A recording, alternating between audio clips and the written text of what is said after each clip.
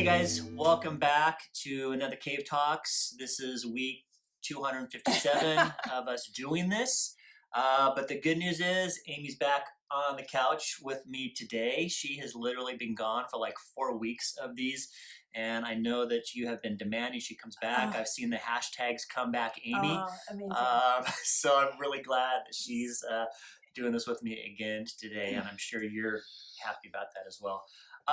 Hey, Father's Day is coming up this weekend, and historically at Catalyst we've done some fun stuff for dads, or at least stuff that we thought was fun. Right. And hopefully you guys thought it was too. We've done like dad's root beer and donuts. We've done facial hair contests. So we've done some fun stuff over the years, but unfortunately, as you guys know, we're not going to be able to meet in person for this Father's Day. So Amy and I have kind of a Father's Day themed Cave Talks for you today. And we're going to start off by sharing some dadisms, some things that dads universally say or universally do. And when I was looking at these online to find some good ones, I was shocked at how many of them sound 100% like me. So I don't know if I'm just like a cliched stereotype of a dad or not, but we got some dadisms we want to share with you to get things going this morning.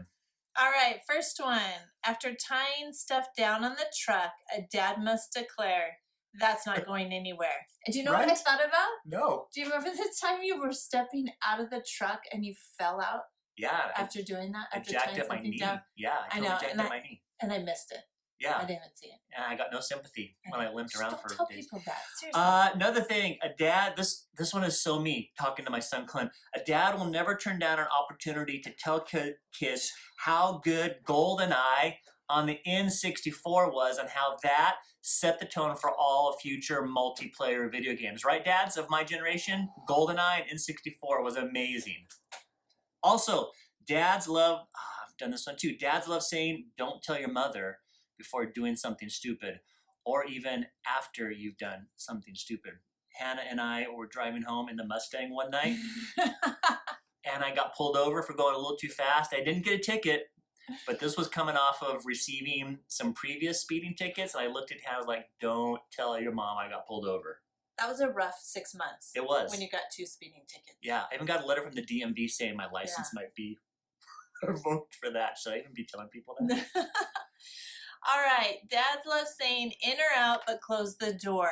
Or also, stop slamming everything. Yes. Jason gets mad, we slam the doors, we slam the microwave. Yeah. That's like your least favorite. We've already had to repair the microwave We once. don't think we're slamming anything, but Jason. Doesn't matter. I'm the one that has to tighten the hinges, fix things that are loose because of the slamming. So yeah, don't slam stuff.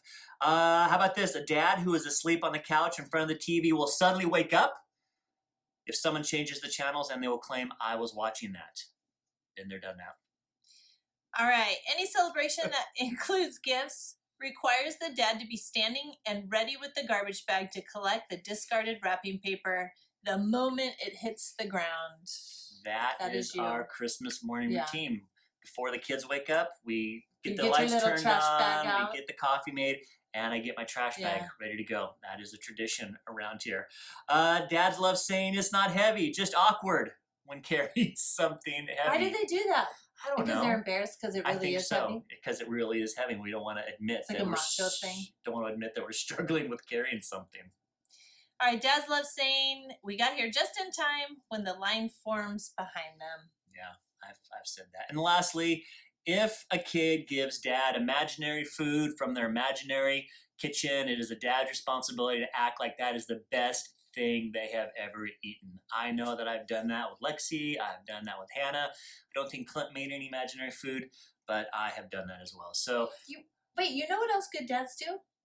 What good dads do? Oh, wait, maybe I shouldn't say that. Not good dads, but some dads. Okay. They let their daughter do their hair. Oh, yeah. I just had this picture of you. Lexi loves to do your hair, and you just sit there and both of my daughters have done my hair. I don't have a lot to work with, but sure you do. Yeah. Hey, want to share a Bible verse with you guys, kind of tied in with this little Father's theme, okay? And it's this. It's a pretty common verse that maybe you've heard before, but I just want to really briefly kind of break it down, what it means for us as men, as dads. Ephesians 6:4 says, "Fathers, don't exasperate your children by coming down hard on them. Take them by the hand and lead them in the way of the master." Guys, our responsibility, and this is something that I'm blessed that my dad did in our household, is to model the Lord to our children. You know, because I found this great quote by this guy named Charles Kettering, who was actually an inventor and helped create Freon for air conditioners and all that kind of cool stuff. It says, "Every father should remember one day his son and daughter will follow his example, not his advice." So our job is to model the Lord to our kids. We're to model Christ likeness. We're to lead them in the way of the master. And I think there's a few ways that we, as dads and even parents broadly, can do that. As one is we provide. I think one of our responsibilities as a dad is we need to provide. We need to provide as best as we can physically for our kids. We need to provide for them emotionally. We need to provide for them spiritually the best that we can. I think another responsibility we have as dads, based on that verse, is our responsibility is to protect our kids. We're to protect them against the evil of the world as best as we can, and say, hey, listen, that is not coming into our house. We're not allowing that to creep into our family, into our household, into our lives. We need to protect them. And lastly, we need to pray. That is something that my dad was really good at, that I didn't appreciate at the time, as being a kid growing up. But it's something that I really miss. My dad passed away in 2012. But my dad really was a prayer warrior, and always asking how he can pray for me, how he can pray for Amy, how he can pray for our family, pray for our kids, asking how he could pray for our church. And like I said, I didn't appreciate that, but now I do. And even at his memorial service, just remembering all the people standing up, and people that were friends of his that I didn't know, people standing up, like, dude, the thing I always remember about David was he prayed. And he'd always ask how I can pray for him. And it wasn't that guy that said, okay, I'll do that. He was the guy that's like, okay, let's do that right now. So we need to be praying for our families, and praying for our kids. And I would just say this, that, this verse says, fathers, don't exasperate your children by coming down hard on them, too hard on them, excessively hard on them. I would just say this, if that is the side that you have erred on, exasperating your kids, frustrating your kids unnecessarily, then we always have the opportunity to do this. We always have the opportunity to rebuild, okay? And I just want to remind you, dads, that the first step to rebuilding is always just one conversation away.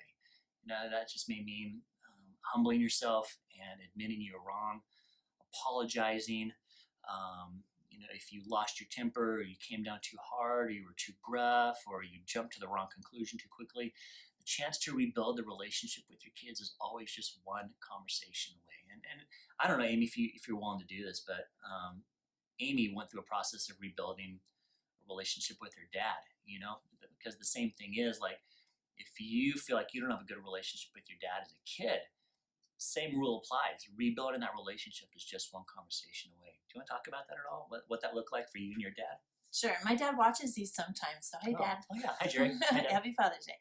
I think we know, like, there's a lot of people that have been hurt by relationships with their parents and stuff, and so my dad and I, there was a period of time where there just really wasn't much of a relationship, and so when he came back and asked for my forgiveness, I think you just have to be willing to give it, right? But that goes back to your one conversation away. When and I think the thing to remember is that God wants to restore those relationships and redeem it, and so that he gets the glory for it. And I would say that's so true about my relationship with my dad. My dad came back to the Lord. He came and asked for forgiveness, and I do give God all the glory for that, because I never really thought that would happen. So he's in the business of miracles. Yeah, right. So any other advice you would give a dad who maybe has a strained relationship, or if you're a child that has a strained relationship with a dad? Not so much speaking to my dad, but I'm reminded of the time that we kind of had that moment in our house where I know it's hard to believe that these big, huge fights happen in the Freehoff home, but they do. But I remember sitting there thinking, like, we're never going to recover from this ever. Like, this is horrible. And I know you called a trusted friend who gave you great advice. Yeah.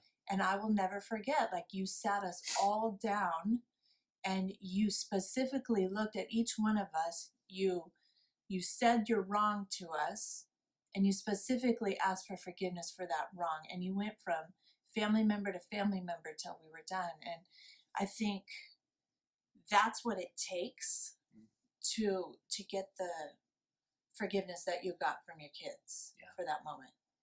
I think that And that's super humbling.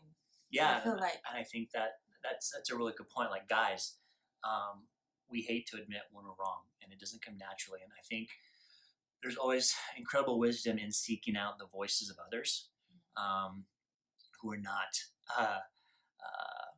deep in the situation or connected to the situation, but asking for people's perspective that are on the outside of it. And then when you get that advice, you follow it. You know, you do what is right to make amends with your family, because dads, we have a responsibility to pray, protect, and provide well. And to do that well takes a lot of humility and a willingness to learn. Yeah. So that's kind of it. That's the return of Amy. Oh, jeez. That's pretty great. We love you guys. That's our Cave Talks for this week. Dads, happy Father's Day on Sunday. Hope it's a great day. Kids, do what you can to honor your dads well. Wash their car, cut the grass for them, buy them big fancy gifts. I don't know. Oh, jeez. But have fun celebrating your dads this Sunday. We love you guys, and we'll see you next week. See you later.